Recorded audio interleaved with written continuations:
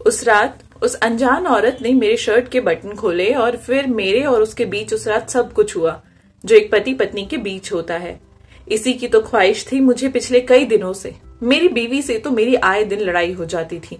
सब कुछ होने के बाद फिर उस कमरे में कुछ आदमी आए और फिर ये बात उस समय की है जब मेरी पत्नी से मेरी थोड़ी लड़ाई हुई थी। हमारी अनबन को काफी समय हो चुका था, लगभग महीने भर से ऊपर का समय निकल चुका था। इस बीच किसी जरूरी काम से मुझे अपने एक रिश्तेदार के घर दिल्ली जाना था। मैंने सोचा कि सरकारी बस में ही चला जाए।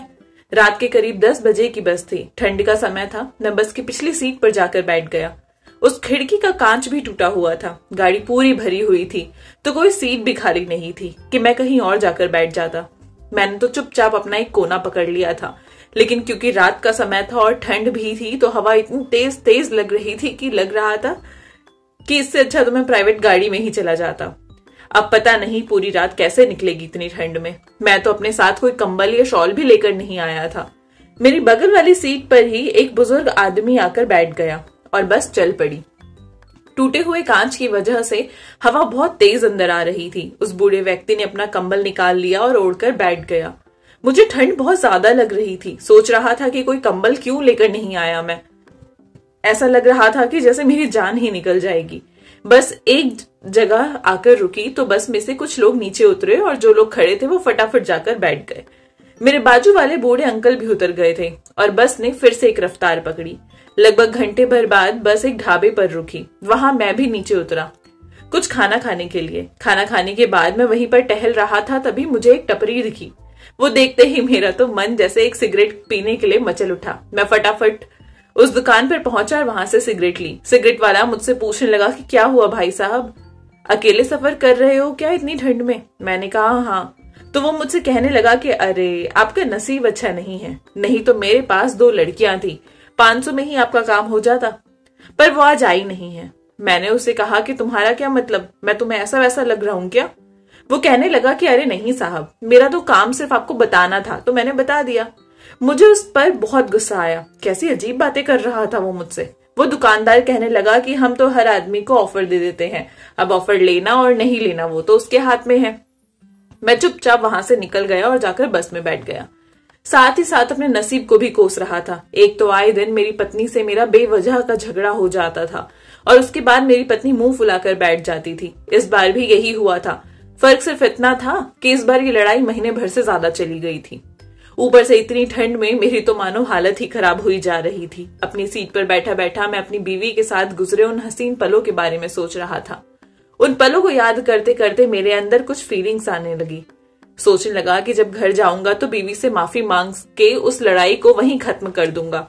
आज मुझे अपनी बीवी की बहुत याद आ रही थी, लेकिन फिलहाल तो मैं यहाँ कुछ नहीं कर सकता था। अपनी सीट पर बैठे बैठे मुझे ना जाने कब नींद आ गई और मैं सो गया। जब मेरी आंख खुली तो बस एक रास्ते पर रुकी हुई थी। जब मैंने खिड़की से बाहर देखा तो एक औरत अपनी एक बेटी के साथ बस की तरफ आ रही थी और कुछ ही देर में वो बस में चढ़ गई। वो औरत दिखने में बेहद खूबसूरत लग रही थी। उसको देखकर तो लग ही नहीं रहा था कि वो बच्चे की माँ है। कंडक्टर ने उस औरत को बस के अंदर किया और उसके बाद बस फिर से चल पड़ी। अब पूरी बस खचाखच भरी हुई थी। कहीं पर भी बैठने की बिल्कुल जगह नहीं थी। मेरे बगल में जो व्यक्ति बैठा था उसकी मंजिल थोड़ी ही देर में आ गई और वो उतर गया। मैंने तो सबसे पहले भगवान का शुक्रिया अदा किया कि अच्छा हुआ वो आदमी उतर गया। जैसे ही मेरी आंख लगती वो इतनी तेज तेज खराटे मार रहा था कि मुझे तो नींद ही नहीं आ रही थी। बहुत दिक्कत हो रही थी मुझे। ऊपर से ठंड थी तो हालत वैसे ही खराब थी। वो औरत जो अपने बच्चे के साथ चढ़ी थी वो मेरी बगल वाली सीट पर ही आकर बैठ गई। उसकी एक बेटी थी। मुझे देखकर वो औरत थोड़ी शर्माई सी लग रही थी। मैंने भी उसे हल्की सी मुस्कान दे दी और फिर बस दोबारा चल पड़ी। बस अब चल रही थी तो टूटी हुई खिड़की से तेज ठंडी हवा आ रही थी और मुझे तो ठंड का एहसास और ज्यादा हो रहा था। उस औरत को भी ठंड लगने लगी तो उसने भी अपने बैग में से एक चादर निकाली और खुद को और अपने बच्चे को ढक लिया। मुझे तो ठंड इतनी ज्यादा लग रही थी कि मेरा शरीर अब जमने लगा था।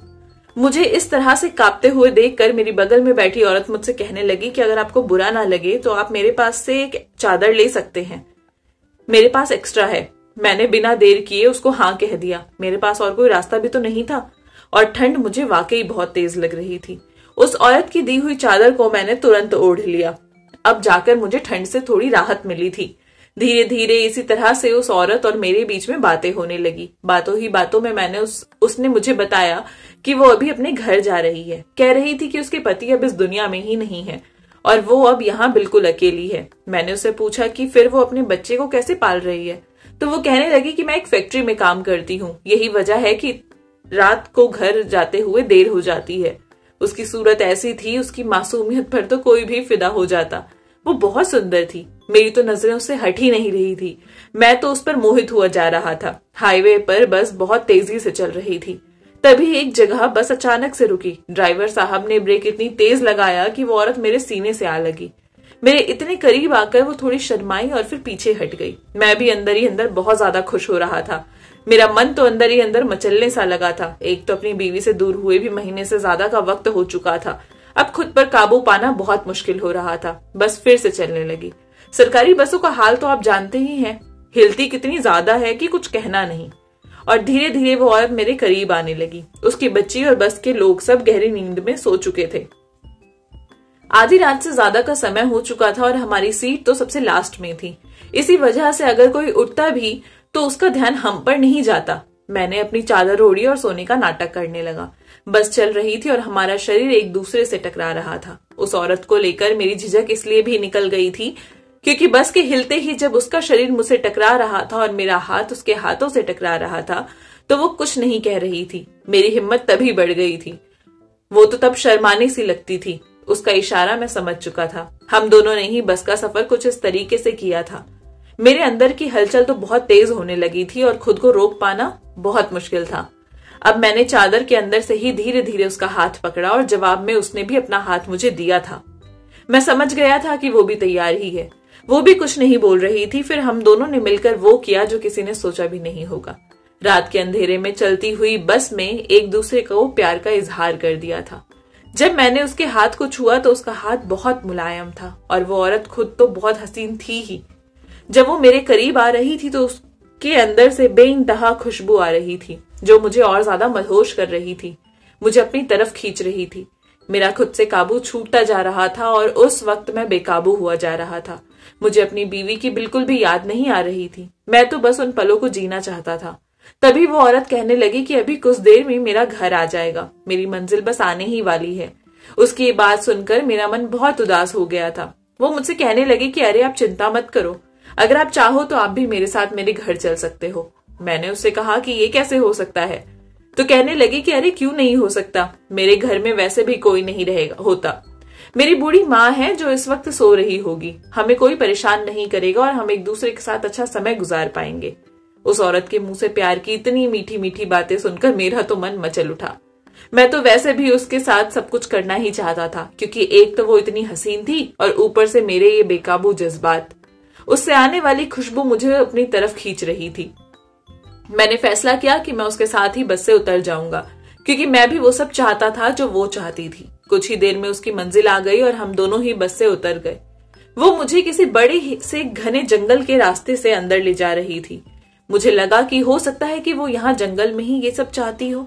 मैं अंदर ही अंदर बहुत खुश हो रहा था। पता नहीं मुझे क्या हो गया था। वो मुझे जैसे जैसे जो कह रही थी मैं वैसा वैसा ही कर रहा था।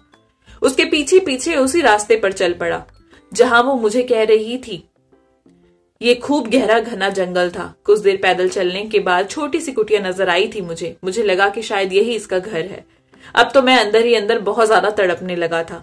जब हम उस घर के अंदर गए तो वो वहां का मंजर देखकर मैं तो हैरान रह गया। सबसे पहले उसने अपनी बेटी को एक कमरे में सुला दिया और दूसरे कमरे में मुझे अपने साथ ले गई। वहां पर पहले से ही एक बहुत मुलायम और गद्देदार बिस्तर लगा हुआ था। मैं जाकर उस बिस्तर पर तुरंत लेट गया। धीरे धीरे वो मेरे करीब आने लगी और उसने मेरे शर्ट के सारे बटन भी खोल दिए और उसके बाद हम दोनों ने वो सब कुछ किया जो मैं करना चाहता था। थोड़ी ही देर हुई थी कि मैंने उस कमरे में कुछ लोगों को महसूस किया। जब आसपास देखा तो वहां हट्टे कट्टे 4-5 आदमी खड़े थे। उन सबको देखकर मैं एकदम चौंक कर उठ बैठा। मैंने उस औरत से पूछा कि ये सब आदमी कौन है, तो उसने एक बेहद शैतानी हंसी हंसी थी। इतनी तेज तेज हंस रही थी कि मैं तो बेहद घबरा गया था। समझ ही नहीं आया कि आखिर मैं क्या करूं, क्या हो रहा है यहाँ मेरे साथ।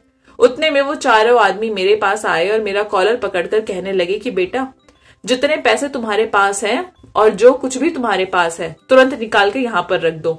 अगर तुमने ऐसा नहीं किया तो अभी तो तुमने इस औरत के साथ जो कुछ किया है उसकी वीडियो हमारे पास है, तुम्हारी बीवी और साथ साथ पूरी दुनिया वालों को हम वो दिखा देंगे। ये सुनकर तो मेरे पैरों तले जमीन ही खिसक गई। समझ ही नहीं आया कि ये क्या हुआ, क्या मतलब था इसका। मैंने तुरंत उस औरत को देखा और उससे कहा कि ये सब क्या है। तभी वो औरत जोरों से हंसने लगी और कहने लगी कि तुम जैसे मर्द जो अपनी बीवी के नहीं हो सकते वो किसी दूसरी औरत के क्या होगे। मैं तुम जैसे आदमी को ही निशाना बनाती हूँ और अपनी उंगलियों पर नचाती हूँ। तुम लोग औरतें देखते नहीं कि फिसल जाते हो, थोड़ी सी खूबसूरती क्या दिखा दो, दिमाग बंद करके पीछे पीछे चलने लग जाते हो। मुझे बेहद पछतावा हो रहा है अपने किए पर। उस औरत ने तो मुझे ब्लैकमेल करना शुरू कर दिया था। अगर आज मैं उसकी डिमांड के हिसाब से उसको पैसे नहीं देता तो मुझे किसी लायक नहीं छोड़ती वो। मेरे तो ये सब सुनकर पसीने ही छूटने लगे थे। मैंने सोचा भी नहीं था कि इतनी भोली भारी शक्ल की औरत ऐसी निकलेगी, लेकिन मेरे पास कोई रास्ता नहीं था। मैंने अपने रिश्तेदार के घर जाने के लिए जितने भी पैसे एटीएम से निकाले थे वो सारे पैसे मैंने तुरंत उनको दे दिए। साथ ही साथ मेरी गले में पड़ी हुई सोने की चेन और मेरे हाथ की अंगूठी भी उन्होंने छीन ली थी।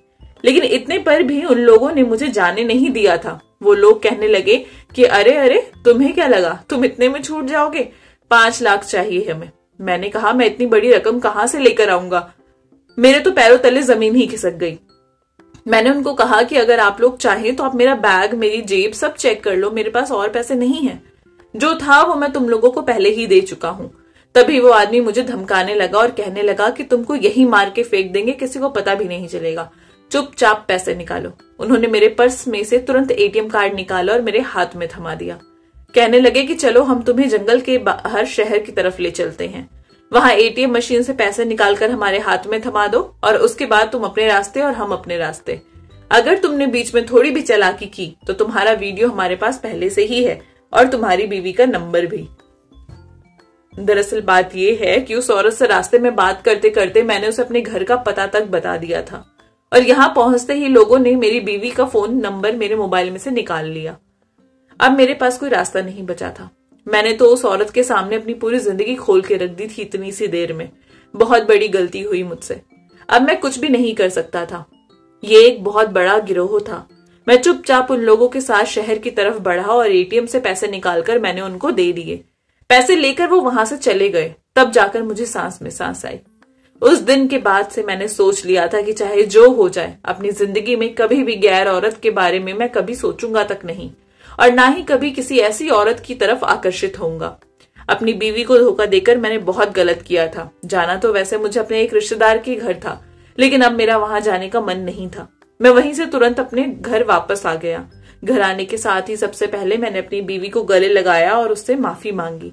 मैंने उससे कहा कि मैं तुम्हारे बिना नहीं रह सकता। मैंने उससे माफी किस लिए मांगी ये बात मैंने उसको नहीं बताई। अगर बता देता तो मैं जानता हूं मेरा घर उसी दिन टूट जाता। लेकिन गलती तो मुझसे हुई थी और बहुत बड़ी गलती हुई थी। आज के बाद मैं ऐसी हरकत कभी नहीं करूंगा और ना मैंने कभी की। मेरी बातों को सुनकर मेरी बीवी मुस्कुरा दी और मुझे अपने गले से लगा लिया। आई होप आपको ये कहानी पसंद आई होगी। अगर अच्छी लगी है तो चैनल को प्लीज सब्सक्राइब कर दीजिए, लाइक कर दीजिए और अपने प्यारे से कमेंट नीचे ड्रॉप कर दीजिए। मिलूंगी आपसे नई कहानी के साथ, तब तक के लिए बाय बाय।